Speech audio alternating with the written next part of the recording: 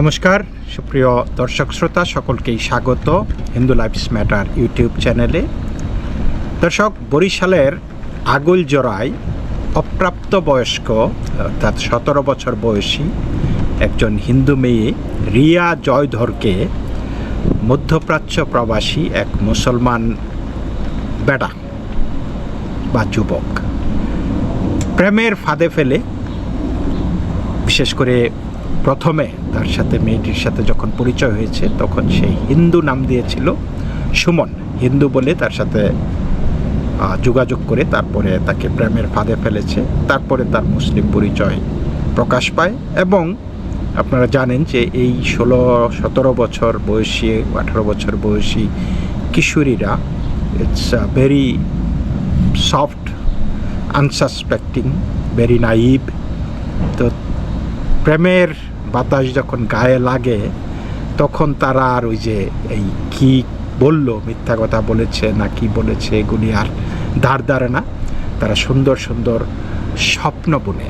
তো সেই রকমই পরিবার যখন এই বিষয়টি জানে এবং মেয়েটাকে শাসানোর চেষ্টা করে, তখন সেই রিয়া জয়ধর সেই ছেলের বাড়িতে আশ্রয় নেয় এবং ছেলের মা দারুণ একদম বলল যে আমি মেয়ের মতো তাকে টেক কেয়ার করবো, এটা আমার মেয়ে, গালে চুমা দেয়, এই কপালে চুমা দেয়, কত কিছু।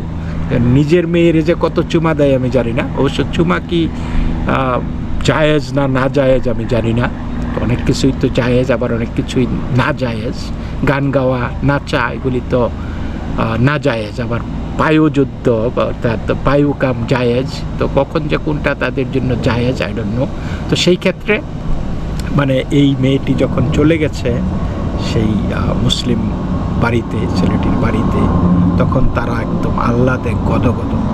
তো এই আহ্লাদের গদগদ হওয়ার কারণও আছে। আমরা জানি যে অমুসলিম ছেলে বা মেয়েদেরকে নানানভাবে ছলে বলে কলে কৌশলে তারা ধর্মান্তরের চেষ্টা করে।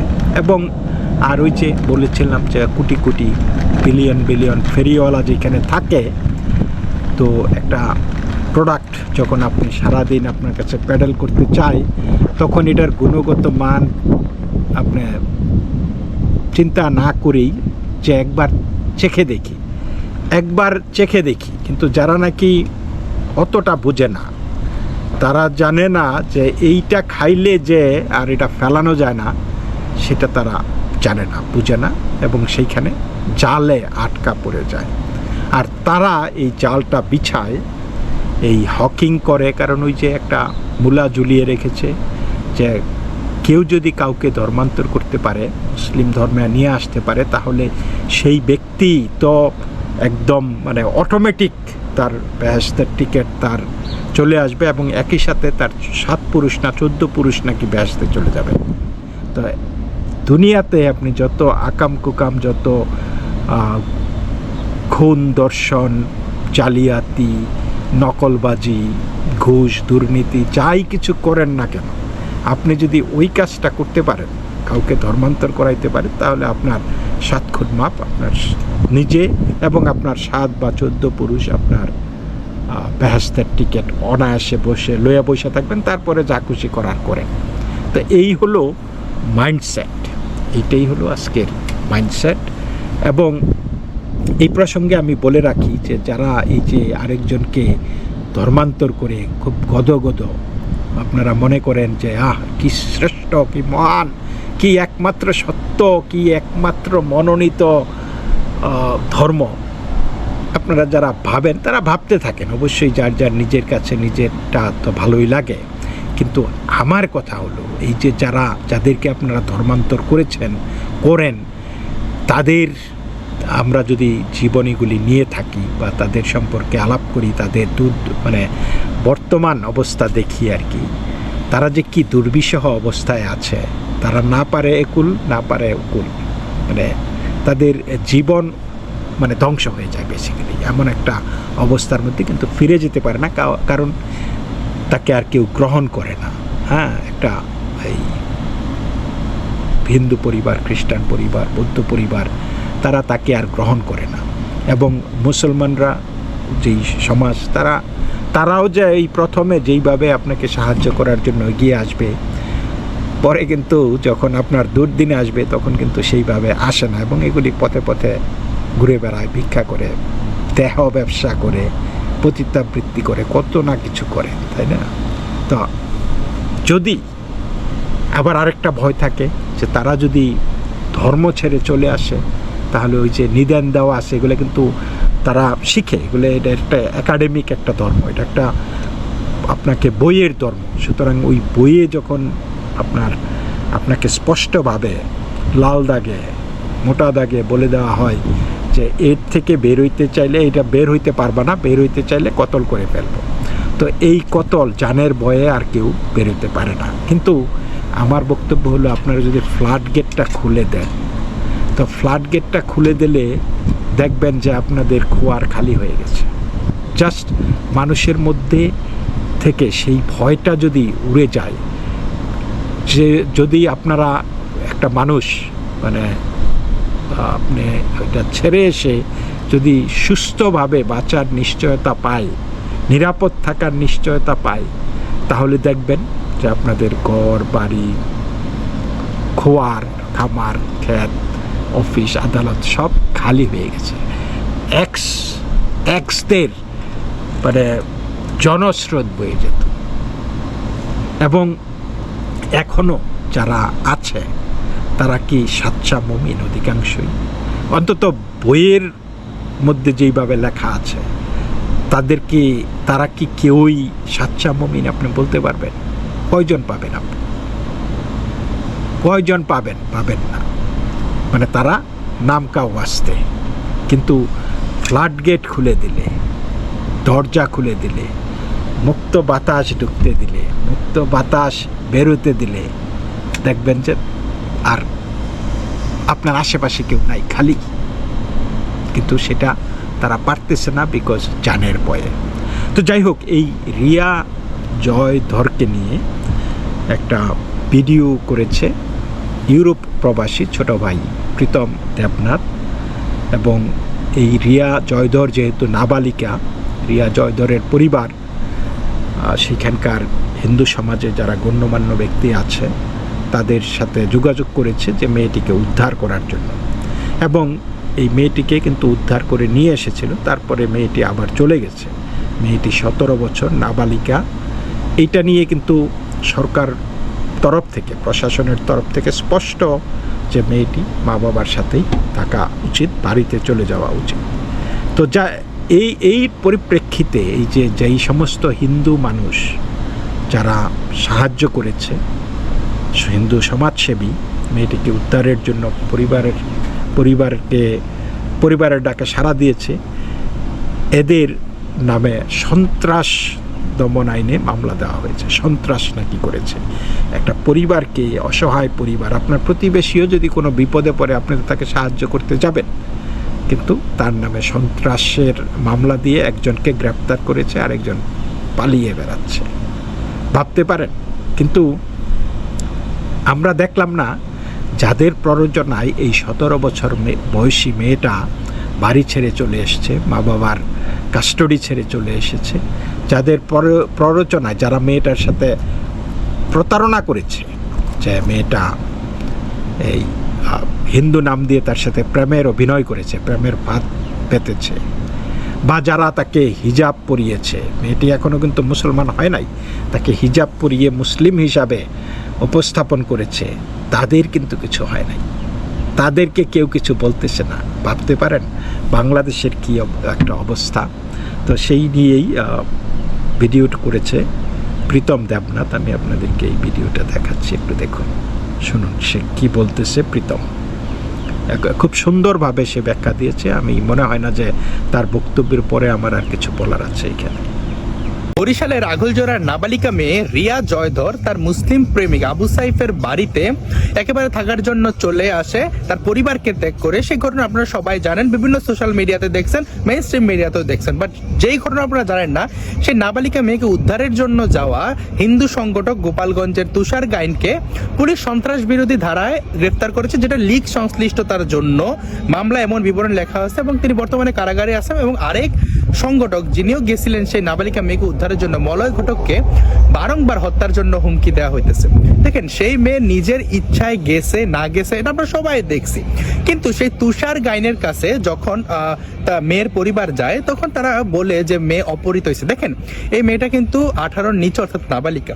একটা নাবালিকা মেয়ে আপনার বাড়িতে যদি যায় বলে আপনার ফ্যামিলির ছেলের সাথে সম্পর্ক আছে, আরো এখানে মানে এটা ধর্মও এক না, তো সেই ছেলের মা অর্থাৎ মুসলিম ছেলের মা বলতেছে যে আমি ওকে মেয়ের মতো রাখবো, মায়ের মতো রাখবো, মানে তাকে বাসায় ফেরত যাওয়ার জন্য না বইলা বারংবার তাকে বলতেছে যে থাইকা যাও, ওই করবো সে করবো, যেটা আপনারা স্থানীয় সাংবাদিকদের যে ভিডিওতে দেখতে পাইতেছেন। তো একটা নাবালিকা মেয়ে যদি কারো বাড়িতে যায়, আপনার বাড়িতে আসতে না চায়, ধরেন আপনার ঘরের নাবালিকা মেয়ে, সেই পরিবার যদি তাকে অ্যাকসেপ্ট করে আর উস্কানিতে রাখা দেয়, সেটাকে আপনি অপহরণ বলবেন কিনা? অপহরণ হোক বা না হোক, এটা ফ্যামিলি ক্লেম করছে।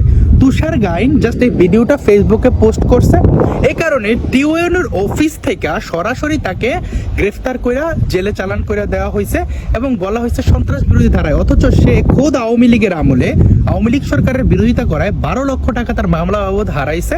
এবং তার প্রতি ক্ষোভ কার জানেন? এই যে বর্তমানে যে গোপালগঞ্জ 3-এর যে এমপি জিলানি, ওনার, কারণ সে জিলানির নির্বাচন করে নাই, সে গোবিন্দচন্দ্র প্রামাণিকের নির্বাচন করছে এবং সেখানে মুস্তাফিজুর রহমান হাসনাত এবং ভুলু, এই দুইজন সাংবাদিক খুব ভাইটাল ভূমিকা পালন করছে। এই যে স্থানীয় সাংবাদিক মুস্তাফিজুর রহমান এবং ভুলু, ওরা বারংবার সেটা প্রকাশ করছে এবং হাসি ঠাট্টা করছে, ওই মেয়েটা প্রেমের মোড়া জলে ডুবে না এসব বলছে। অথচ মেয়েটা নাবালিকা মেয়ে, একটা বারও তারা উল্লেখ করে নাই যে মেয়েটা নাবালিকা মেয়ে। তারা বারংবার এই মেয়েটার ভবিষ্যতের কথা চিন্তা না করে ভিডিও প্রকাশ করে গেছে সাংবাদিকতা করে। সাংবাদিকতার এথিক্স বইলা তো একটা জিনিস থাকে। নাবালিকা মেয়েটা তার বাড়ি থেকে চলে আসলো, তার প্রেমের ব্যাপারে তার পরিবার জানতো, এবং জানতো কিভাবে? এই যে আবু সাইফ, সে এই রিয়া জয়ধরের সাথে প্রথমে প্রেম করে কিভাবে সুমন বিশ্বাস পরিচয় দেয়, এই কথা কি আমি বলছি? না, সেখানকার স্থানীয় যে মুসলিম যুব সমাজ তারাই পোস্ট করতেছে, আপনারা ভিডিওতে দেখতে পাবেন, আমি কমেন্ট বক্সে দিয়া দিব।